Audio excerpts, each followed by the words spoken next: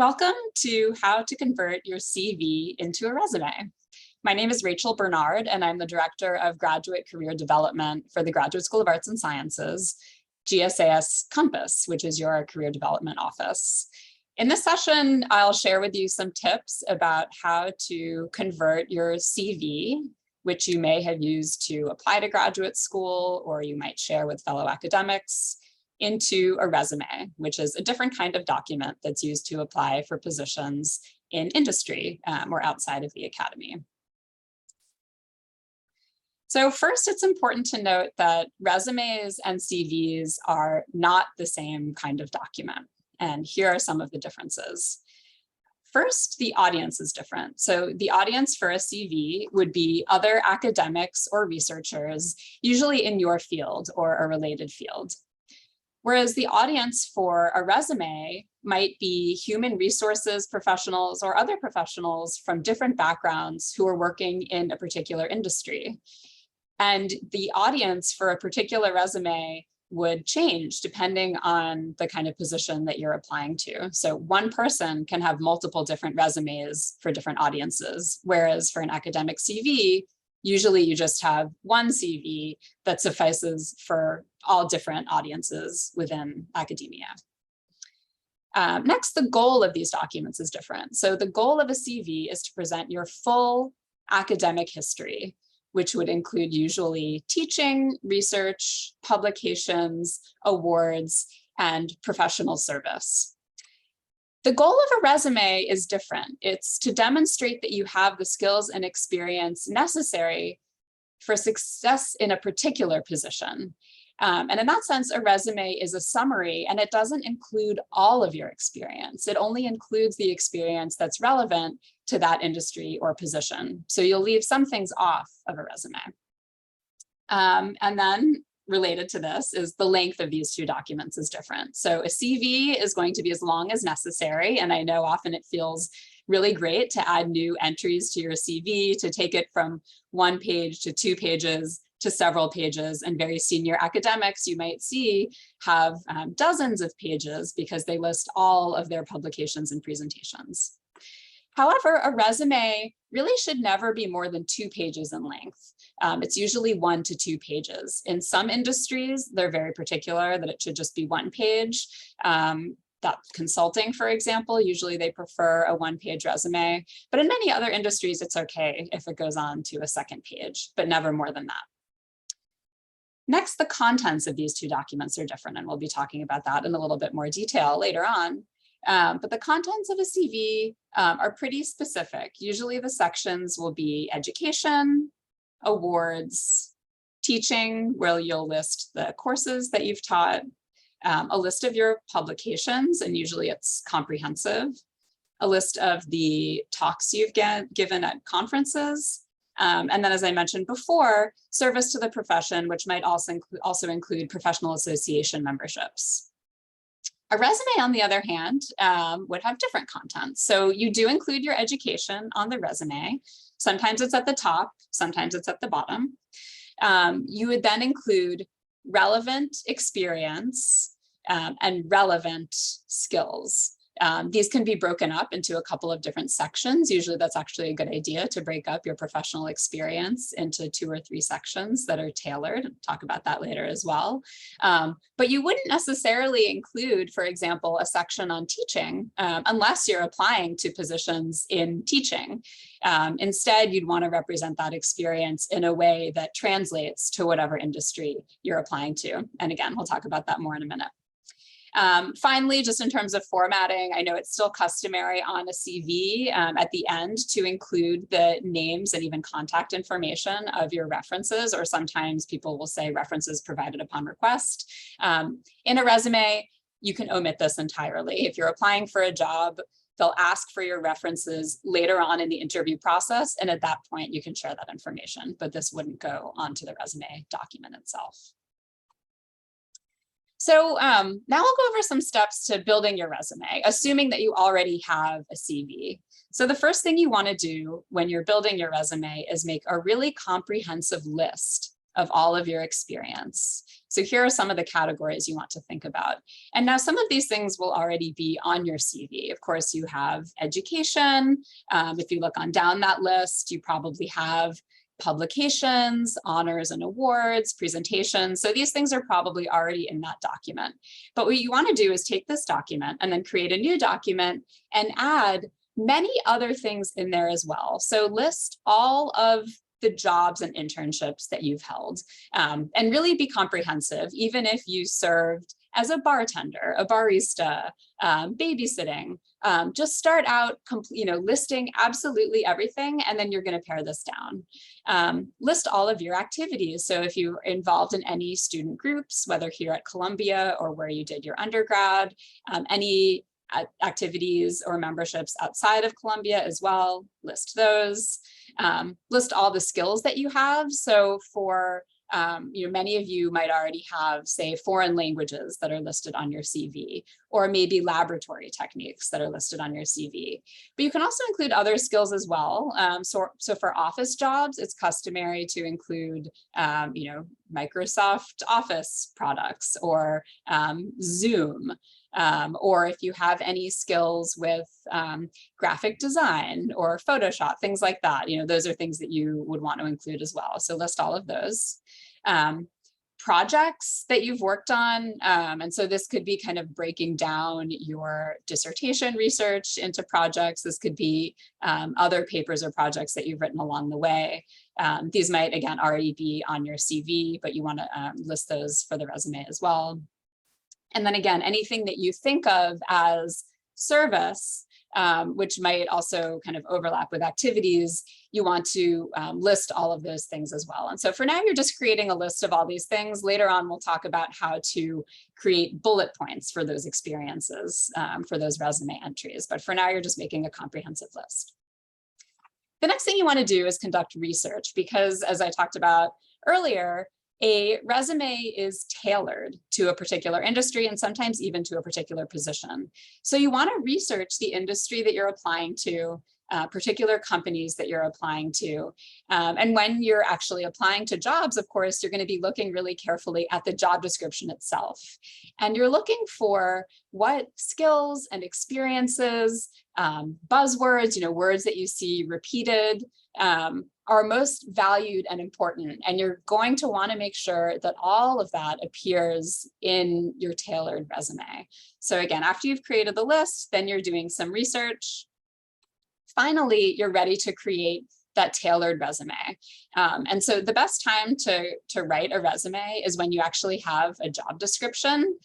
So a position either that you are ready to apply to, or just something in the general field, so that you can really get a sense for who your audience is. Because remember, there's a specific audience for the resume that you're writing. So look at that job description. See, again, what are the skills and responsibilities for the job? When you look at the qualifications, what are you seeing? What are the buzzwords? What are words that you're seeing repeated?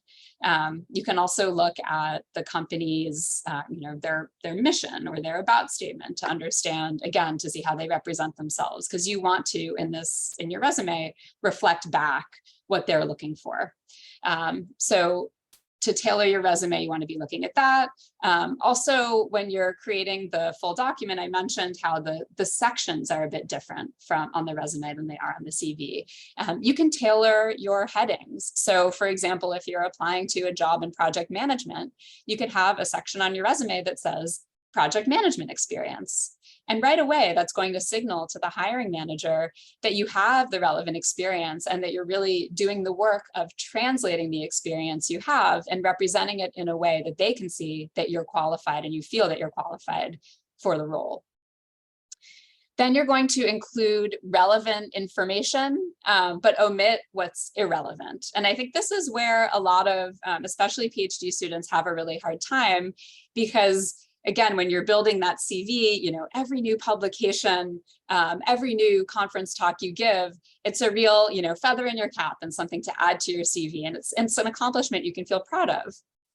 In a resume, you might not represent that experience in the same way, and it might feel like you're omitting some of these accomplishments, that you're just leaving them off.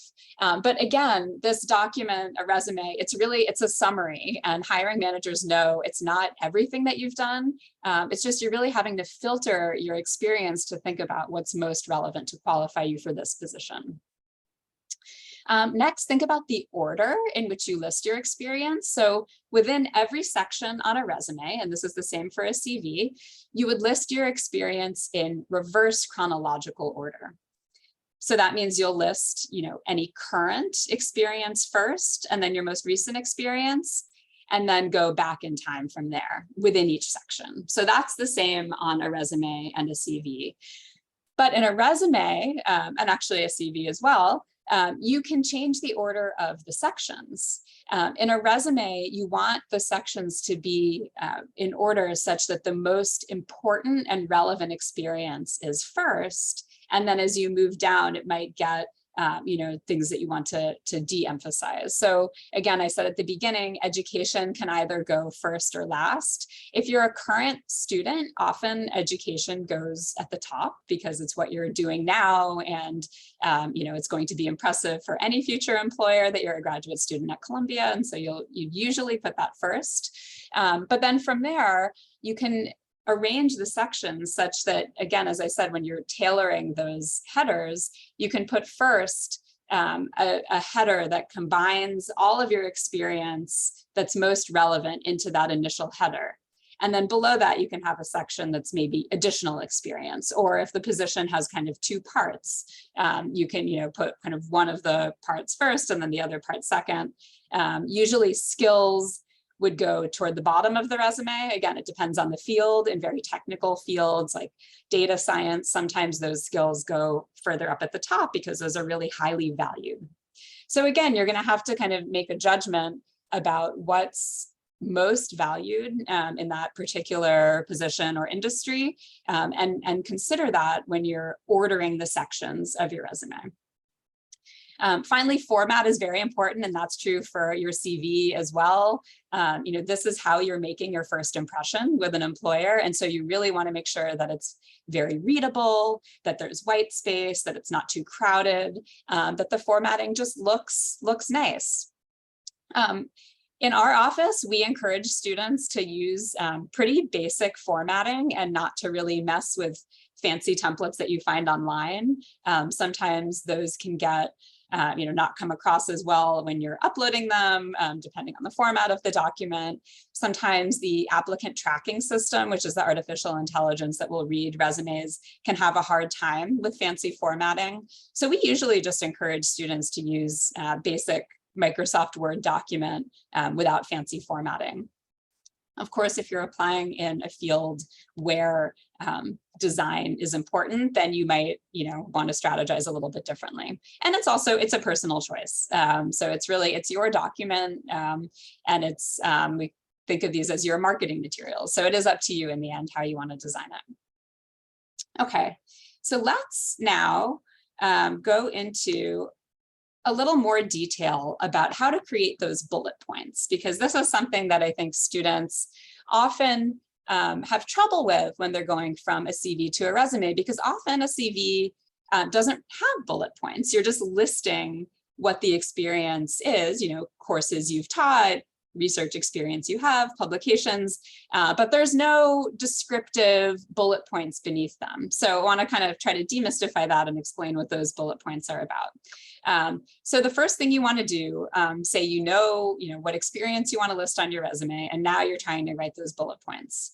Begin by identifying key transferable skills, again, in the job description. So what are the skills that are required for the position or the field that you're applying to? And here are some examples of what we think of as transferable skills. So, and by transferable, I mean things that a skill where you might use it in one context in graduate school, but then you can take that same skill and apply it and transfer it to a different context in a career.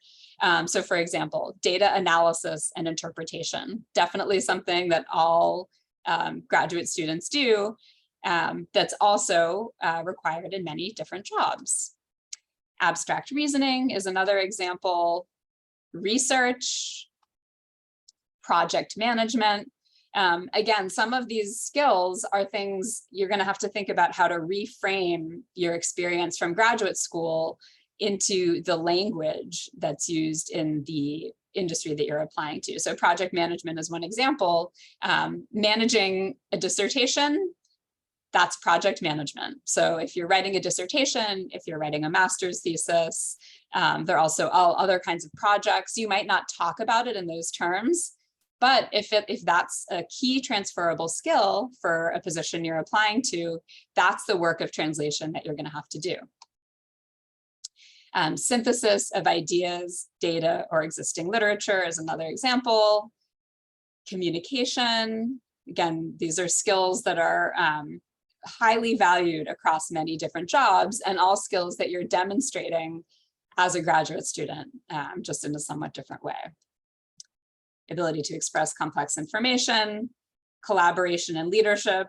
These are really important skills that employers look for, and problem solving. So these are just a handful. These are some words and phrases that you might see in position descriptions. And so first, what you're going to do is just identify what these skills are.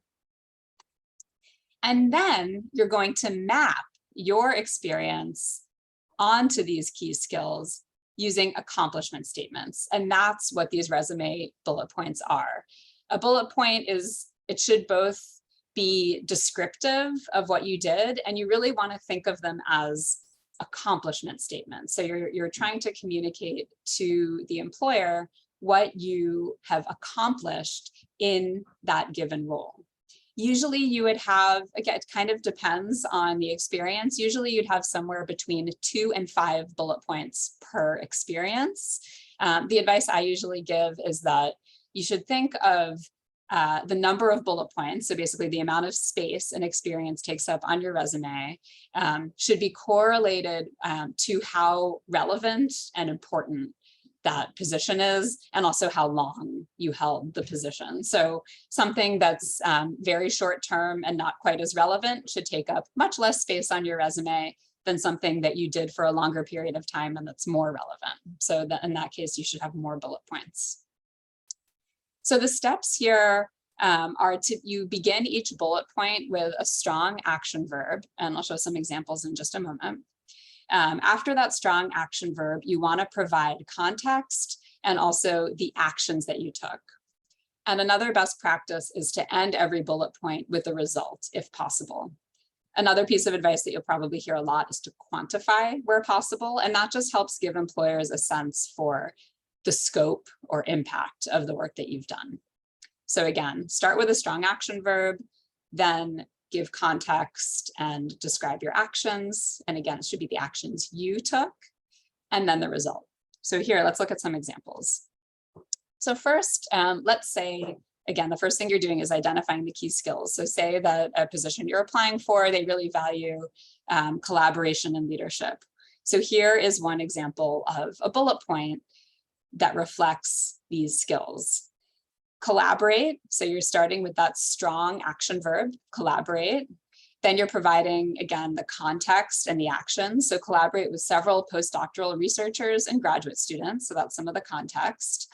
What did you do? What were the actions? To develop and submit a proposal for community building research grant. So kind of wrapped up in there was the result too. What was the result?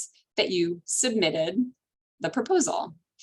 So this is, again, it might be something, you might not even include that in a CV because it's sort of understood that that's part of what you do as a graduate student. Or maybe on a CV, this is represented, maybe you won the grant and it's just listed under fellowships and awards. But here, what you need to do in a resume is unpack the work that went into even writing that grant. And it turns out that that work involved collaboration with others and leadership. It involved communication skills, obviously written communication. So again, you're unpacking something and providing details for something that on a CV might be just a single award. Let's look at another example. So again, project management is something I mentioned before.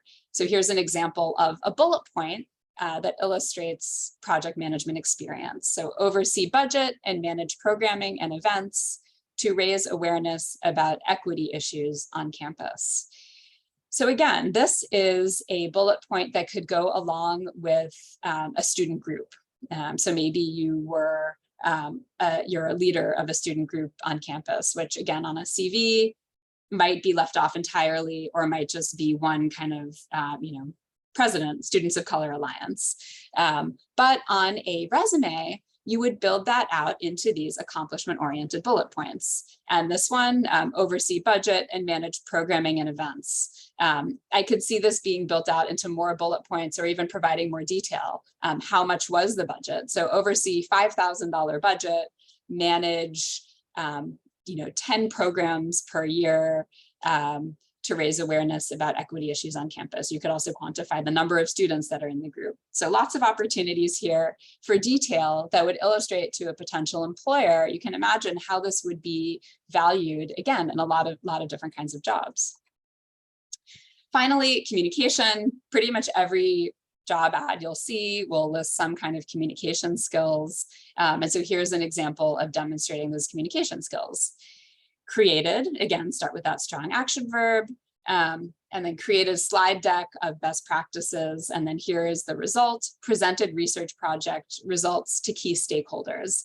And now this demonstrates a variety of communication skills. So creating the slide deck, that's, creating PowerPoint slides and visual representation is a really important skill. And also the fact that you presented then verbally the results to key stakeholders. So these are just a few examples of some how to write those bullet points, accomplishment statements for your resume. Now we'll just end this presentation with a couple of examples of full entries. So I want to first look at this one, which is an example of what you might see on a CV to represent research experience. And so this is a fictitious chemistry doctoral student, and it's how they represent their work as a graduate research assistant. So a couple of things I want to point out here, if you can read this on your screen. First, it lists the advisor's name. And then it also, when you look at the description of the experience, it's very technical, contributed to and led multiple research programs on redesign and synthesis of anti-tumor anthraquinone pluriflavin A, working toward completion of the total synthesis of et cetera, et cetera. So very, very technical. But again, if you're thinking about the audience for this CV, this level of technicality is important, and it's going to be valued by that audience. So now I'm going to show you how this same student turned their research assistantship into a resume entry. So here we've highlighted and bolded some key words and phrases that they've included in this resume entry and in these bullet points. So also take note of how many bullet points there are. So this is a really long-term, very important part of the student's professional experience and transferable experience. So that's why it's 6 bullet points.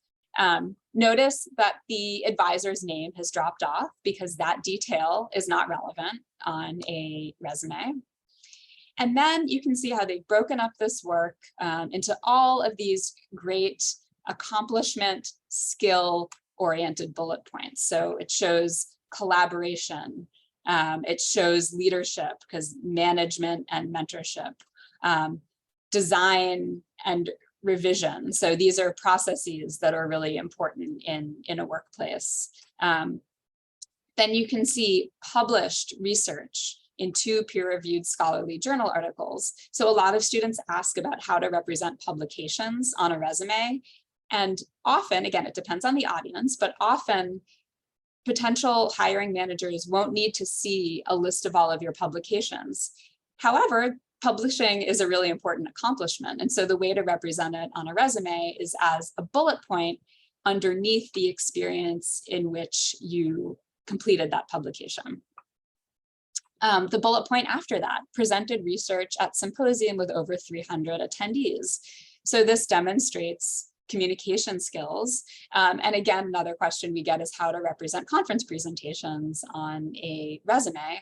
And often it's the same thing. It will be in a bullet point that goes underneath the experience that's related to when you did that conference presentation. Again, it can depend if you're, say this person is applying to positions, research and development in pharmaceutical industry, then you might actually want to list those then they might actually want a CV for that position, and you'd actually list the publications and presentations.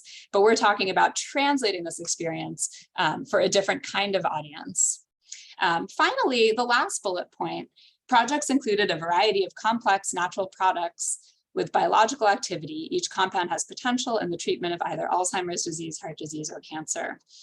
So often it's difficult for students, whether you're in the basic sciences, if you're in the humanities or social sciences, sometimes it's hard for students to translate the research they do and explain the relevance to a more general audience. And this is, even though this person is doing very basic science research, it's their way of trying to bridge that gap between the research that they're doing and the audience for this resume. And so it's really helpful that, they do want to know what you've been working on in graduate school. But again, being able to present that very concisely to an educated but general audience, it's challenging to do, but it's an important gesture to do on the resume. Okay, so that's one example of research experience. And I want to close with an example of teaching experience. So as a PhD student at Columbia, you get a lot of experience teaching, and this is how it might look on a CV. So this is a fictitious graduate student in the history department who has been an instructor, teaching assistant, teaching fellow for a variety of US history courses over their time in graduate school. So on a CV, it makes a lot of sense to list the actual courses that you taught, because if you're applying for a job as a professor, they'll want to see the classes that you've taught in the past for what you'd be capable of teaching in the future, or courses you might be able to develop at the institutions you're applying. So that's how you list it on a CV. Usually it's just the classes that you've taught and the semester in which you've taught them. Let's say you're applying for a position that's not a faculty position, that doesn't involve teaching, but you have all of this fantastic translatable, transferable teaching experience. And this is how, one way you might represent it on the resume. So you would list, again, you can notice one difference is that it doesn't say the actual course names because the subject matter of the course might, not be as relevant to this potential employer.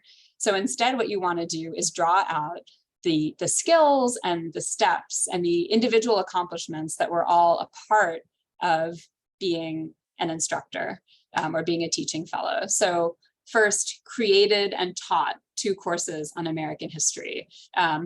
You might want to list even like the numbers of students in the courses, or I mean, you could say early American history or 20th century American history. There you could provide a few more details there, but just the fact of creating the course that shows, inventiveness, creativity. Next, planned and led tours of historical sites and research collections in New York City. So again, planning, I think that's something that's, being able to plan a program or a workshop or a project, something that's important for employers to see, and then planned and led. So there's leadership, delivered lectures, gave presentations. So these are those verbal communication skills. Next, evaluated and provided feedback on student performance. So this is a really important skill in a lot of different positions, being able to evaluate and assess the work that you've done, and also to give feedback to colleagues or in a variety of different contexts. And so it just shows some of those interpersonal skills that are really important as well. And you'll see in the teaching assistant role, some of the same kinds of skills expressed as well. So interacted with faculty. So this is collaboration. Something we hear sometimes from graduate students is that sometimes it can be isolating and you feel you don't have enough opportunities to collaborate as a graduate student. But I think if you really think about and reflect upon your experience, you do have those, those opportunities. And so kind of drawing it out of the experience that you have. The next bullet point, set criteria for evaluations and assess students' written work. Again, evaluation and assessment is really important in a lot of different positions. Evaluating the impact of the work that a nonprofit organization does, for example, might sound really different, but actually uses a similar set of skills and just kind of way of approaching data and experiences. So I hope that these two examples were helpful at kind of getting you to think about how you can represent first, your research and teaching experience in graduate school on your resume, but also in how you can represent all of the other activities that you've been involved in, whether as a graduate student, outside of graduate school, or before graduate school. So thank you for listening to this presentation. I hope you found it helpful. Some additional resources can be found in the GSAS Compass Resource Library. We have a guide there that was produced by Princeton University that's very comprehensive and even includes some step-by-step worksheets on converting your CV to a resume. I also recommend checking out Imagine PhD, which is a great self-assessment and career exploration tool, but also has sample job search materials that were taken from actual students applying to positions in different industries. So that's a great resource, especially for those in the humanities and social sciences, but also for students in mathematics and the natural sciences too. And again, you'll find other helpful guides in the GSAS Compass Resource Library, all of which are linked to also in this module. Encourage you to watch the module on perfecting your resume, which will go into even more detail on how to create a resume, which might be helpful to watch after you've seen this video on those initial steps of converting your CV to a resume. So thank you again, and good luck with your materials.